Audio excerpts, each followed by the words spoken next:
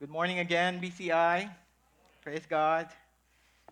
As for me and my house, we will serve the Lord. Joshua 24, 1 to 15. You know what? This is a message that I need to keep on preaching to to myself because, because of the sinful nature, we're not always faithful.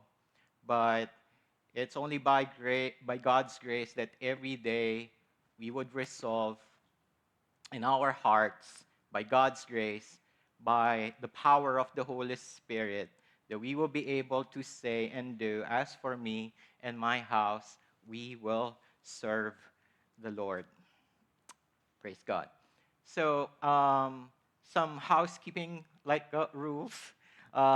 Yesterday, by the way, we thank the Lord for the wonderful, successful steps of faith, walk and run for a cause. Thank you all for those who participated, for all those who contributed, for all those who raised funds and have already turned over the money that you raised. Thank you so much. Today you have another opportunity. If you forgot to bring your the money that you raised, you can give it to Sister Gemma. And if you have not yet participated, you can pray and you can participate as we continue to think of how we would be able to minister to our brothers and sisters in Akotso, especially as they envision to put up a multi-purpose building for the community. Okay, let me pray for us as we study God's word. Oh God, what we know not, we pray that you will teach us. What we have not, by your grace, we pray that you will give us. And what we are not, by your Spirit, we pray that you will make us for Christ's sake. Amen.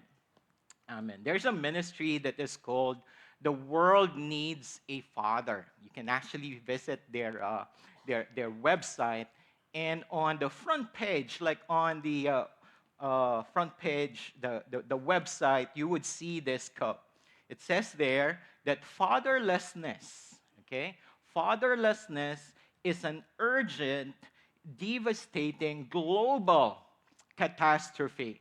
Well, the language is not exaggerated.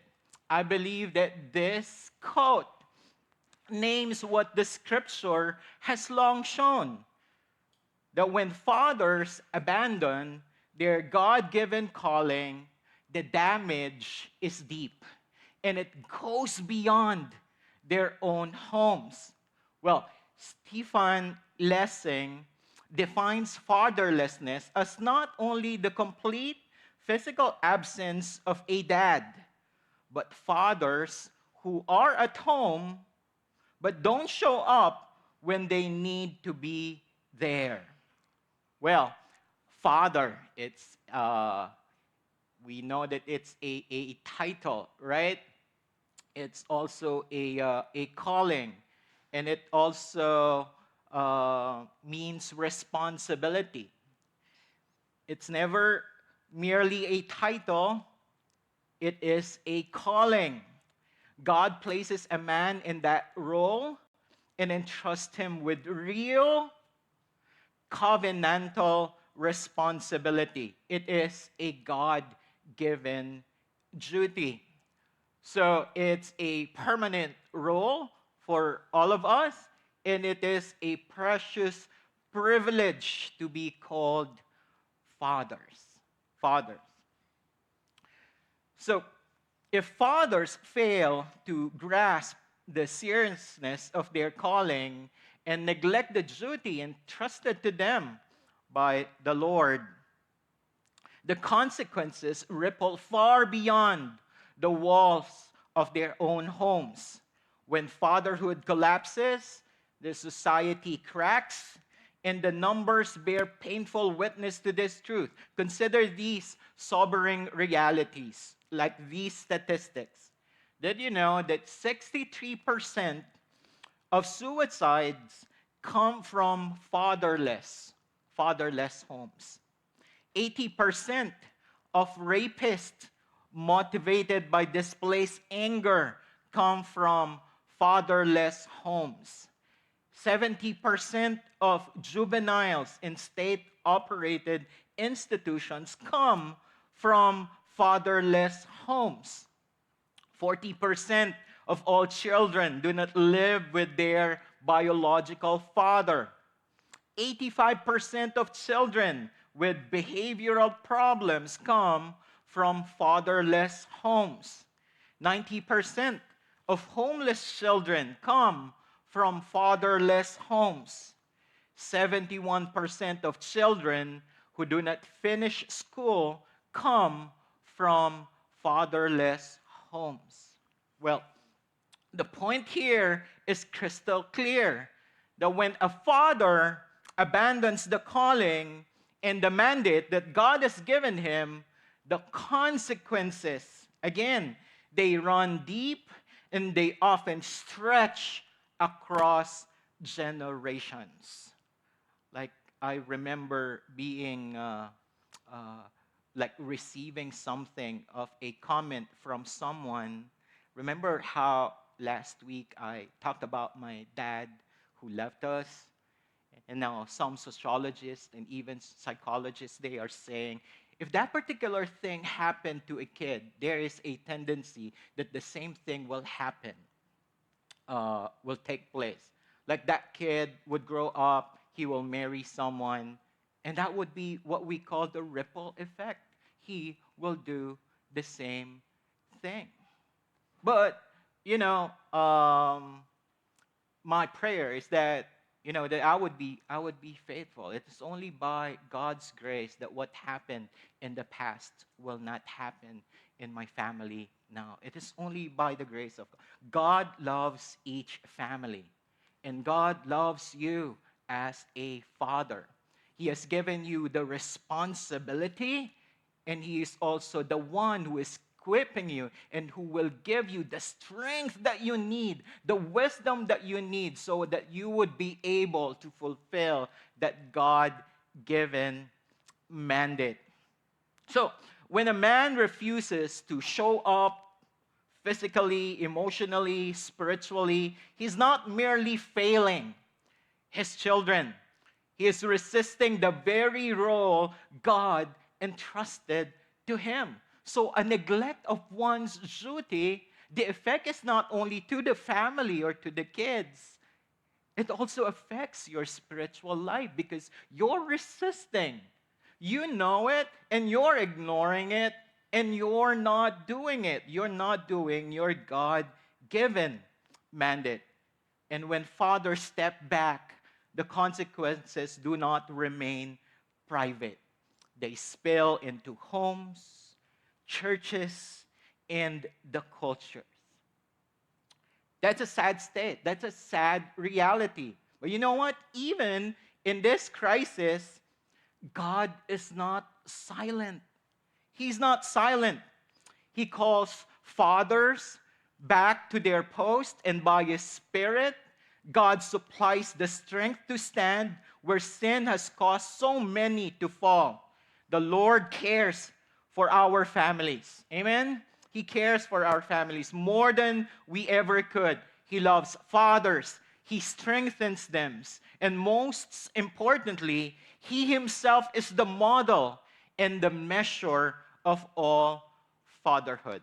Now, let's look at our text. The text begins with a very specific place that is, I believe, is very significant and important. So, the people of God, Joshua, and all the leaders and all the people of Israel, it says here, they came to Shechem. They gathered in Shechem. And this is an important place. Remember, Abraham received the promise of land for his offspring near the oak of Moreh at Shechem. At Shechem. So he received the promise, I will give you a land. And he received it in Shechem. Remember Jacob? Jacob, in Genesis 33, he purchased a piece of land in Shechem.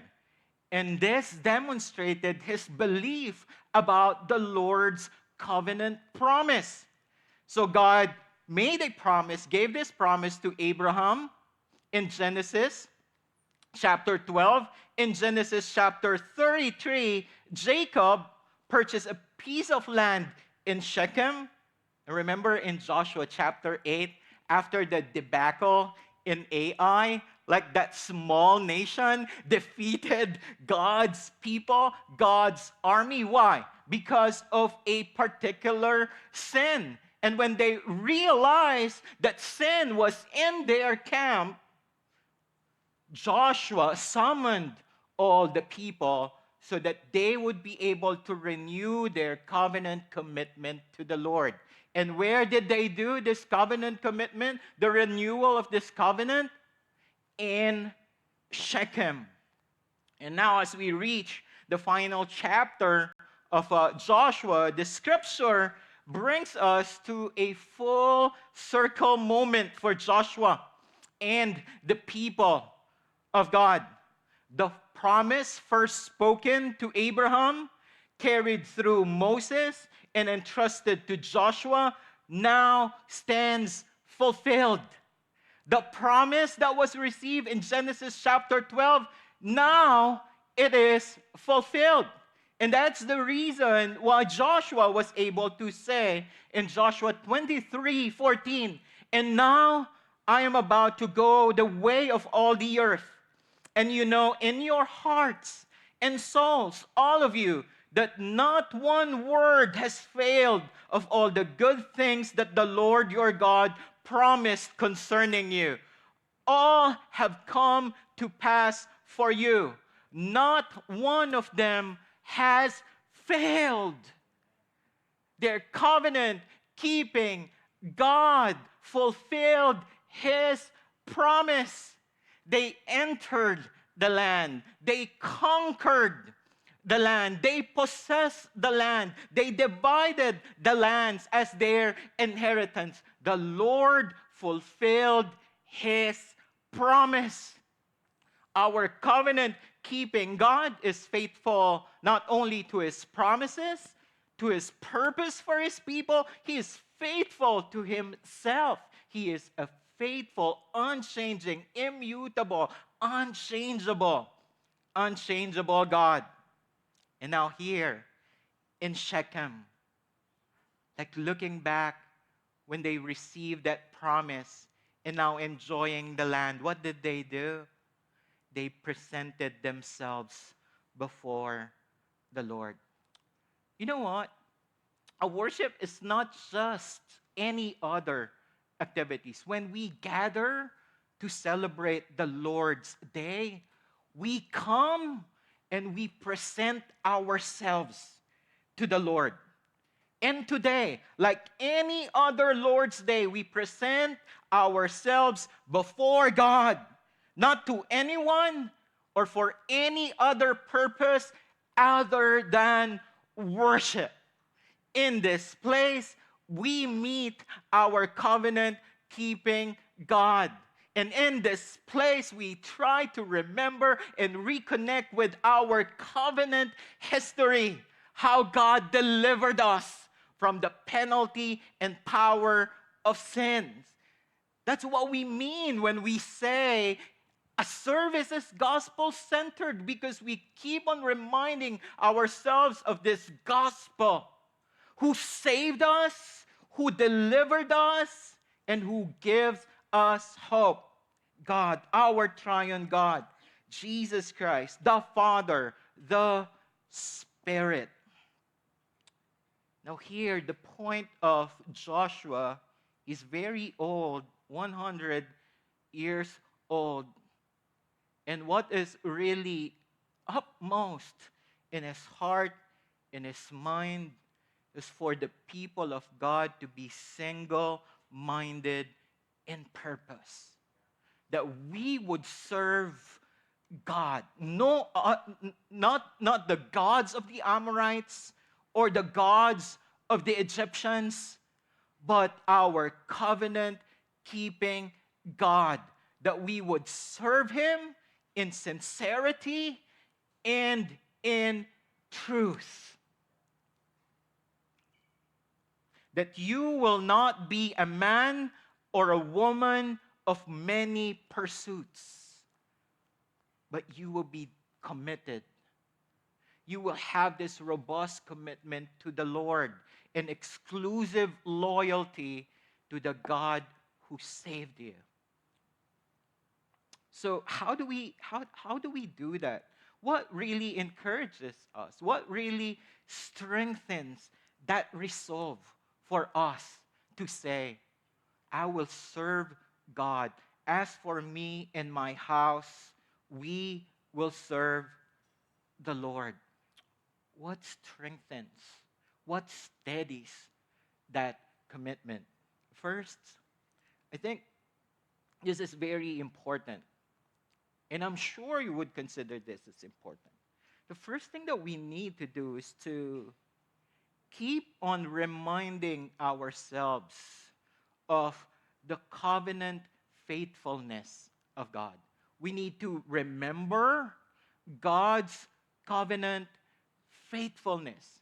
We need to keep on reminding ourselves who God is. And when I say keep on reminding ourselves, it means that I will not be content in having just a surface level of understanding or knowledge of who God is. I want to go deeper. I want to know God more. I want to know Jesus Christ more. And Paul exhibited this kind of attitude when he said in Philippians, I'm willing to trade everything for the sake of knowing Jesus Christ, knowing him in the power of his resurrection. Well, here, before Joshua exhorted or challenged God's people to commit themselves to the Lord, he provided here a summary of God's great acts from Abraham to the conquest of the land. So from Abraham's call to the Exodus. And this covers the span of approximately 500 years. Can you imagine that? How easy for us to forget how BCI started, right? When did we move from Garfield to Randolph? Like, imagine this, the promise, how Abraham entered into a covenant relationship with God. That's how Joshua started more than 500 years. And then he expounded their wilderness experience in verses 8 to 10. And then in verse 11 through 12, he talked about their experience in the promised land. And throughout his address, Joshua linked the present generation with the past. Like, do we have a sense of history of what God did in the past? And are we able to reconnect with our covenant history? Like appreciating all those founders of BCI and appreciating all our former pastors and how the Lord led us today. There is this unbroken line, right? So he would like, there's this interplay of what they experienced, what the Lord did for them, and you. So there's this interplay of this pronouns they and you. Take note of the word fathers. Your fathers, right? So there's a sense of solidarity here. Like Abraham still speaks to God's people in that present generation. Isaac still speaks. Jacob still speaks. Your fathers. And you will find this in verse verses 2 and 6, and the alternate use of the pronouns you and they. David Howard writes, God did not just make himself known in ages past. He also worked mightily and graciously for the people being addressed. What's the point? It's so easy for us to just focus in the present and neglect our history and forget about our history, right? So Joshua is saying this is very important because you would see how faithful God has been. The father of Abraham, the God of Abraham, Isaac, and Jacob is the same God who delivered us. Is the same God who is blessing us today. He is the same God. Or we have the tendency to be stuck in the past. Like all we talked about is the past, and we neglect and we overlook and we're not aware and we don't realize how much God is blessing us and how God is working in our midst in this time, in the present time. Christians today are still part of that great spiritual heritage. Wow. There would be a sense of solidarity with Abraham. Me? I would have a sense of solidarity in this relationship with Abraham, Isaac, Jacob, maybe with David, because that was my last name. But Abraham, and we can go beyond, like beyond Abraham, all the way down to Adam, our covenant representative before Jesus Christ became our covenant representative now. However, Joshua's overview of covenant history not focuses on the experiences or the blessings that the people of God received. What do you think is the focus? Is it Abraham? Is it Isaac? Is it Jacob? Is it Joshua? No. The focus is God. Have you heard of this line? History is his story.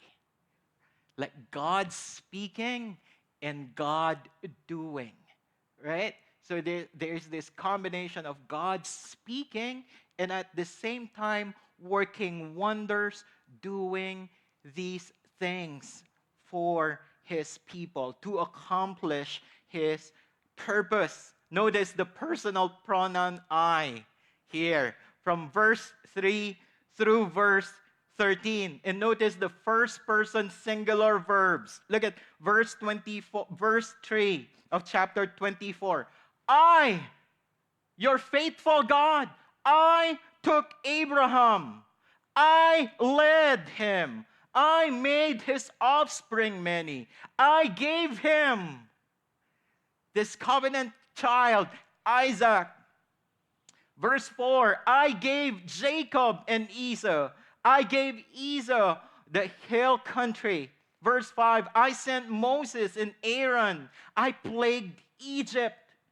I brought you out of Egypt. Verse 6, I brought your fathers out of Egypt. Verse 7, I put darkness between you and the Egyptians. I brought the sea upon them. I covered them. Verse 8, I brought you to the land of the Amorites. I gave them into your hand. I destroyed them before you. Verse 10, I would not listen to Balaam. I delivered you out of his hand. Verse 11, I gave them into your hand. Verse 12, I sent the hornet before you. I drove them out before you. Verse 13, I gave you a land you had not labored for. I gave you cities you did not build. I gave you vineyards and olive orchards you did not plant. This speech or divine speech within a narrative like Joshua 24, well, we can see here a theology of God's grace in motion. God has always been faithful. His people were not always faithful, But God continued to deliver and bless, continued to give and protect and preserve His people. This is a cascade of divine works, verbs that shows that Israel's entire story rests on what God has done. Like what we sang, Christus Victor, right? That we enjoy the blessing because we have our Savior and Lord Jesus Christ, who is a victor. He gave us every spiritual blessing. The God who took, the God who led, the God who gave, the God who sent, the God who plagued, the God who brought, the God who covered, destroyed, delivered, and drove out is the same. The same triune God, the same faithful God who now calls His people to serve Him with deep covenant resolve. The same God who is calling us today. Do you know how we take hold of this? Do you know how we do the remembering? Do we know how we do the reconnecting with our covenant history? By taking hold of these means of grace. And what are the means of grace? The Word. The Word of God. Prayer. You know, you read the scripture from Genesis to Revelation, and again you will be reminded of this God who took, who gave, who delivered, who blessed, who saved. That's how you remember. That's how you remember. You know, we're talking about spiritual amnesia, that we become oblivious and forgetful of what the Lord has done. And what's the reason for that? We're not committing ourselves into the reading, into the study, into the meditation, into the memorization of God's Word. That's how God would strengthen our resolve. That's how God would encourage us. That's how God would continue to remind us of who He is and what He has done through His Word, through prayer, engagement, and involvement, not only in private prayer, but in public prayer as well. In intercession, because when we pray, we are reminded that the very reason why we have an access to the Father is because of what Jesus Christ accomplished on the cross and what the Spirit applied in our lives because of the finished work of Jesus Christ. We don't remember because we neglect His Word. We don't remember because we fail to pray. How about the sacraments, the ordinances? Do you look forward to our Lord's table celebration every first Sunday? The Lord's table, it reminds us. It reminds us of what Jesus Christ did. It reminds us of the communion that we have with Him. It reminds us of the hope, of that blessed hope that we have, that this meal also looks forward to that banquet that we will have when Jesus Christ returns. These are means of grace that we are taking for granted, but these are our wealth. These are the ways that God would use, or means that God would use to shape our hearts, to form us, and to conform us to the image of our Lord and Savior, Jesus Christ. These are God's appointed means to shape, to strengthen, and to steady our commitment. Well, Joshua is reminding God's people how marvelous a story that covenant love has been. Well, it's a bit like when you speak to your wife or your husband. Do you remember that time, Rachel, when I proposed to you? Do you remember where it was, Sister Rory? Do you remember the words that I uttered? Doc Dan to Sis Mel. Do you remember the words that I uttered? Do you remember that little incident? And don't tell me, and please, please don't tell me that you get tired of that story. No. You know how it is. You want to talk about this and you want to hear the story being told over and over and over. You children, you've heard your parents talk about when they got married and when you were born and the little things that you did and those embarrassing things. And they love to tell those stories of how little things happened to you. And you wish they wouldn't tell those stories, but they do tell the stories because that's their story. That's the story of their covenant love and commitment. And that's exactly what's happening in these opening verses. A covenant love has been forged, initiated by the Lord. God has led them all the way to this day, and history is important. The little details are important because these little details are what? Are all symbols. They are all like reminders of that love that God has for his people. Remember that hymn? Tell me the old story of that old redemption story of Jesus and his love. Oh, tell me that old story. Number 2, recommit to covenant loyalty. Like service is a key theme here. I don't have much time to expound this, but in their unfaithfulness, in their infidelity, they served other gods. God demanded exclusive loyalty, but they served other gods. That's why when Joshua gave them these options, well, tell me whom will you serve? Whether the gods of the Amorites or the gods of the Egyptians, or you will worship Yahweh, our covenant keeping God. Israel must choose. Will they abandon the gods that their fathers served beyond the rivers and the gods of Egypt to serve the Lord? Joshua gave them 2 options, whether they would pursue 2 bad choices. And we know those 2 are bad choices. The gods of the Amorites, right? Bad choice. The gods of the Egyptians, bad choice. So they gave them options. These 2 bad choices led to idolatries, which are damning.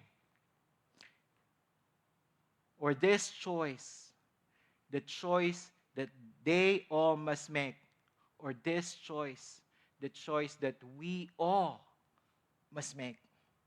And what is that?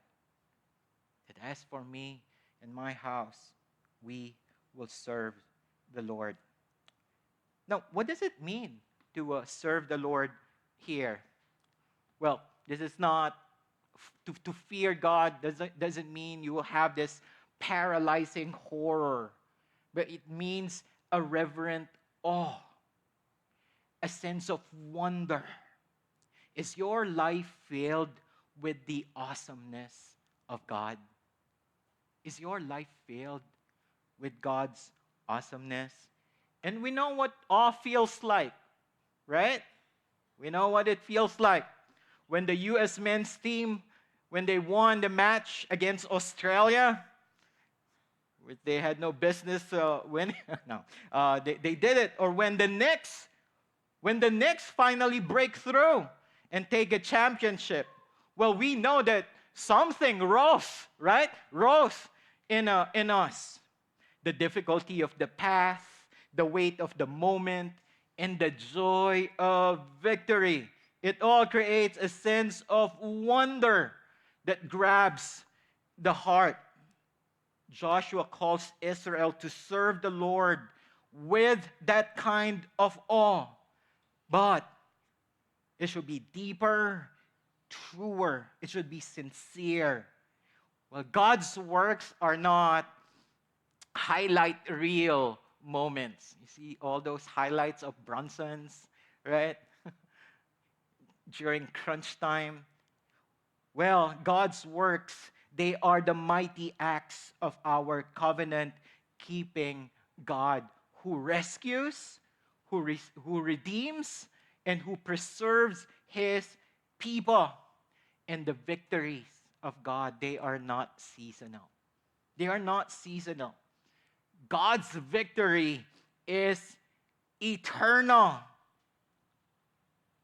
Fathers who grasp these stand before their families with a heart awakened to the greatness of God. When awe is translated and awe becomes loyalty, when reverence becomes resolve, and a home shaped but by that kind of awe, a sense of awe every time you would remember who God is and what the Lord has done. What does it mean to serve the Lord? It means putting away idols. Serving the Lord requires a deliberate turning from the idols that compete for a man's heart. The scripture describes idolatry as spiritual adultery because it divides the loyalty that belongs to God alone. And for dads and men, idols often hide in ordinary places, like work that becomes identity, comfort that becomes escape, success that becomes obsession, or applause that becomes fuel for what we do. These idols, they promise strength, they promise satisfaction, but they are only temporal. They are not eternal. They quietly drain a man's resolve, and it weakens our leadership. It weakens our leadership. So putting away all these idols means naming these rivals honestly, and choosing Christ as the greater treasure. My brothers, let me talk to the dads. Let me talk to the men here. Do you see Christ as the greatest treasure, the most valuable? If you see God or Jesus Christ as better or a greater treasure than the earthly wealth or earthly things that you have right now, there will always be, a sense of security. There will always be a sense of that yes, you may need something, but you know in your heart that God knows what you need and He is able to provide for you. Sometimes we focus more on the things that we have or the things that we have, and we forget about the source and the giver. And the psalmist would always say, He is my portion.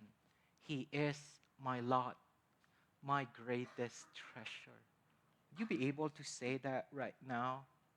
If Jesus Christ is the greatest treasure, it wouldn't be that much difficult for you to put away those things that stand in the way of your relationship and commitment and loyalty to Jesus Christ. Loyalty to Him. What does it mean to serve the Lord? Serving the Lord, well, there's a household direction here. Joshua said, "As for me and my house, we will serve the Lord." Dads, how are you doing?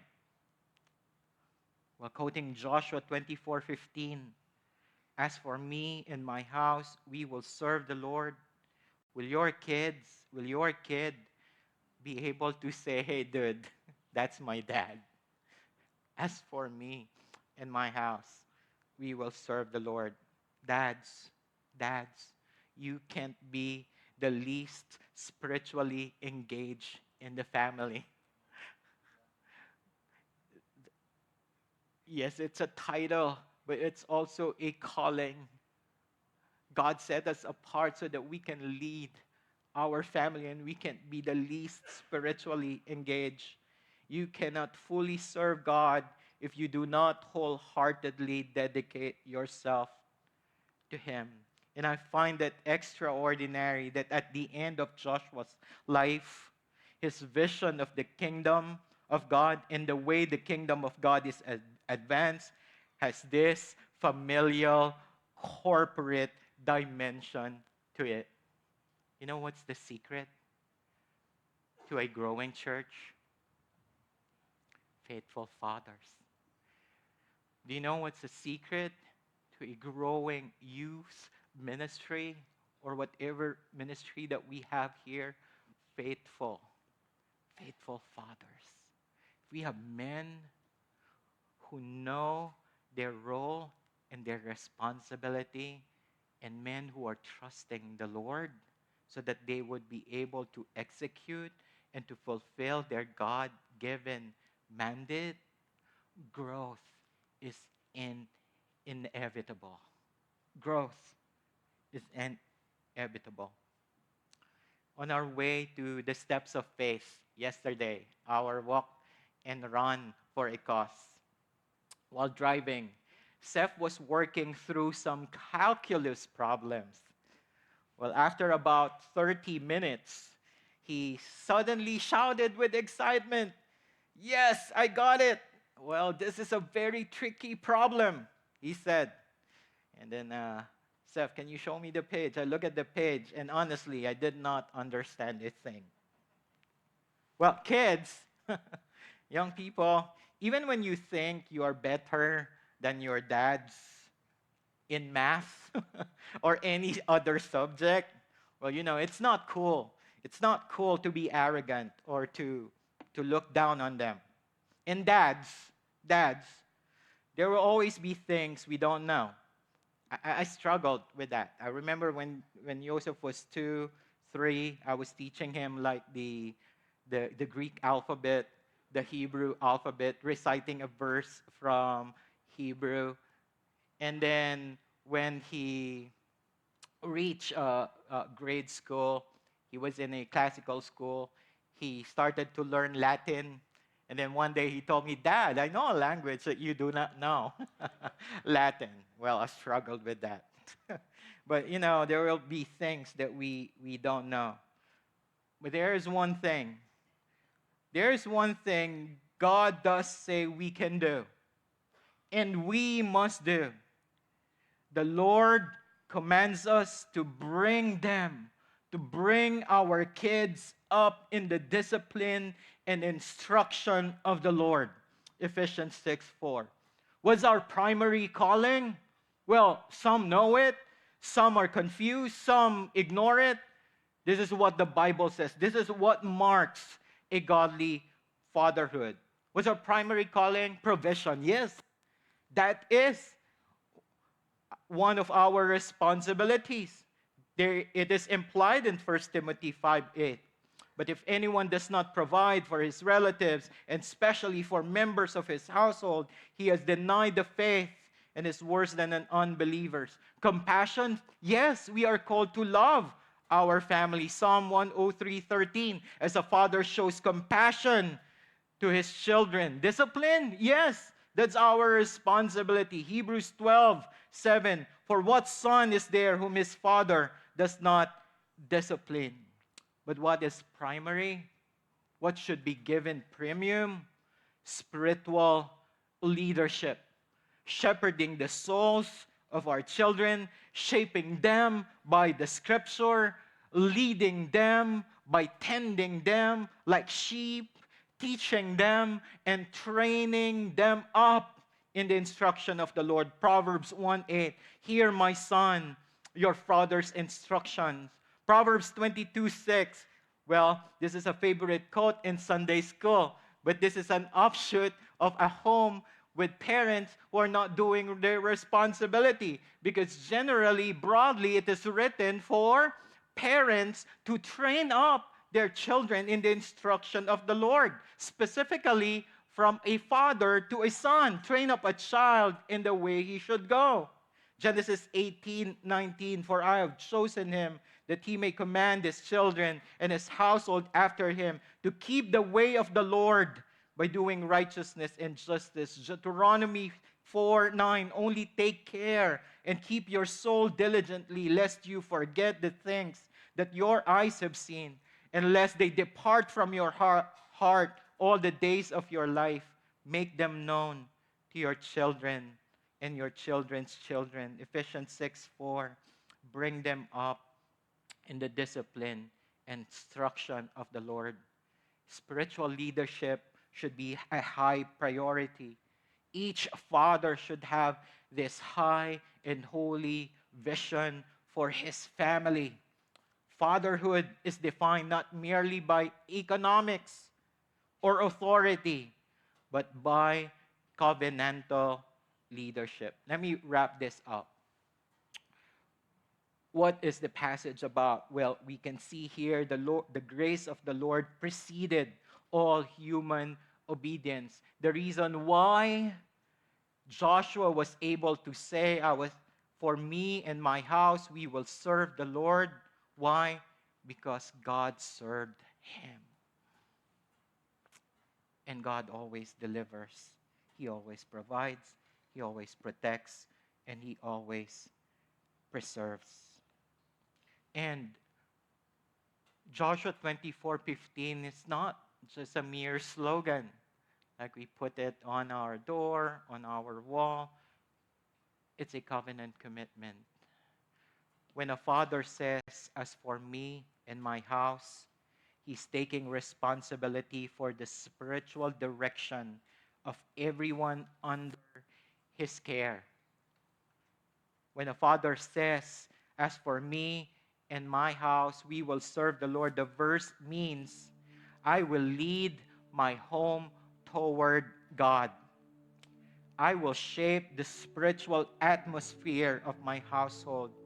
I will take responsibility for the worship, discipleship, and direction of my family. It is a father saying, my home will not drift.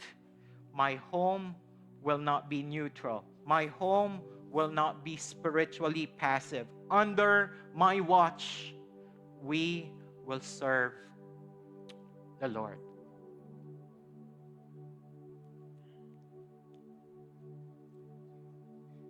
Jonathan Edwards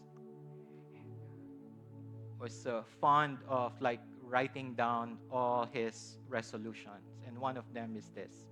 He said in his diary, resolve that everything that I would say and do, I make sure by his grace and by his spirit will bring honor to God's name. And we also say the same thing today, men, fathers, that we would resolve that we would take this spiritual leadership, this covenant leadership, and we would lead our family in a way that is glorifying to God. This is God's beautiful and life-giving design for each family. I want to do it, but you can't do it alone. Remember when the people of God said, yes, we will serve the Lord. But Joshua said, knowing their inability and their weakness, you can't do this alone. How do we do this? by reminding ourselves that Jesus Christ, Mark 10:45, he came not to be served, but to serve and to give his life as a ransom for many. Men, fathers, you got served. And God, by his Spirit, is going to equip you. He's going to strengthen you so that you would be able to fulfill your God-given mandate. Would you tell him now, as for me and my house, we will serve the Lord. So help me, God. Let's pray. Oh God, we pray that you will bless the preaching of your word, that you will seal your word in our hearts, that we will not only be hearers, but doers of it too. For Christ's sake. Amen. Amen. Thank you, Pastor Jerome.